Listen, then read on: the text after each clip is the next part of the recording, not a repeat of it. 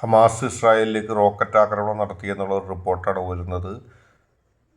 കഴിഞ്ഞ ദിവസങ്ങളിൽ, അതായത് 48 മണിക്കൂറിനുള്ളിൽ ഇസ്രായേലിൻ്റെ രൂക്ഷമായ ആക്രമണത്തിൽ ഫലസ്തീനിൽ ഏതാണ്ട് 200ഓളം പേർ മരിക്കാനിടയായി. ഇതിൻ്റെ ഒരു പശ്ചാത്തലത്തിലാണ് ഹമാസ് ഇസ്രായേലിലേക്ക് റോക്കറ്റ് ആക്രമണം നടത്തിയിരിക്കുന്നത്. ഈ റോക്കറ്റ് ആക്രമണത്തിൽ പല റോക്കറ്റുകളും ലക്ഷ്യസ്ഥാനത്ത് പതിച്ചു എന്ന് ഇസ്രായേലി സൈന്യം തന്നെ സ്ഥിരീകരിച്ചിട്ടുണ്ട്.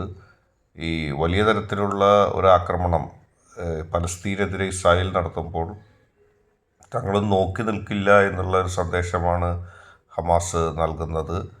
അബൂ ഉബൈദ കൃത്യമായ ഭാഷയിൽ ഇസ്രായേലിനെ മുന്നറിയിപ്പ് നൽകിയിട്ടുണ്ട്, തങ്ങൾ നോക്കി നിൽക്കില്ല. ഏതായാലും 3 റോക്കറ്റുകൾ അവർ വിക്ഷേപിച്ചിരിക്കുന്നു. ഗസയിലുടനീളം ഇസ്രായേൽ കഴിഞ്ഞ 48 മണിക്കൂറായി നടത്തിക്കൊണ്ടിരിക്കുന്ന നരനായാട്ടിനെതിരെ ഹമാസ് റോക്കറ്റ് ആക്രമണം നടത്തിയിരിക്കുന്നു. ഈ റോക്കറ്റ് ആക്രമണത്തിൽ ഇസ്രായേലിലൊരു വീട് സമുച്ചയത്തിലേക്ക് ആക്രമണം നടന്നിരുന്നു. വീട് തകർന്നു എന്നുള്ള റിപ്പോർട്ട് വരുന്നുണ്ട്. ഏതായാലും രൂക്ഷമായ ആക്രമണം ഗസയിൽ നടത്തുമ്പോൾ ഹമാസ് നോക്കി നിൽക്കുന്നില്ല. അവർക്ക് കഴിയുന്ന രീതിയിൽ പ്രതികരിക്കുകയാണ്. ഈ റോക്കറ്റ് ആക്രമണം ഇനിയും ആവർത്തിക്കുമെന്ന് ഹമാസ് പറയുന്നു. ഏതായാലും 1 വർഷത്തിലധികം നീണ്ടു നിന്ന യുദ്ധം ഇപ്പോഴും തീരാതെ മുന്നോട്ട് പോകുന്ന സാഹചര്യമാണ്. ഈ സദേൺ ബോർഡർ സിറ്റിയായ സിദ്രത്തിലാണ് ഈ റോക്കറ്റ് ആക്രമണം ഹമാസ് നടത്തിയത്. IDF അത് സ്ഥിരീകരിച്ചിട്ടുണ്ട്.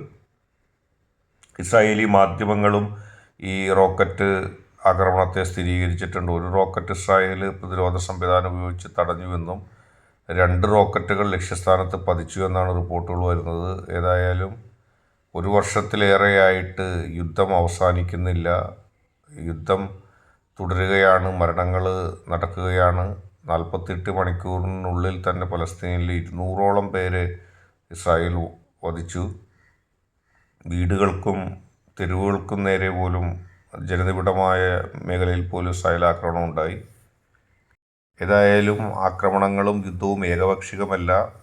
ഹമാസും ഇപ്പോഴും പ്രതികരിക്കുന്നു അല്ലെങ്കിൽ പ്രതിരോധിക്കുന്നു എന്നുള്ള വാർത്തകളാണ് അവിടെ നിന്ന് വരുന്നത്.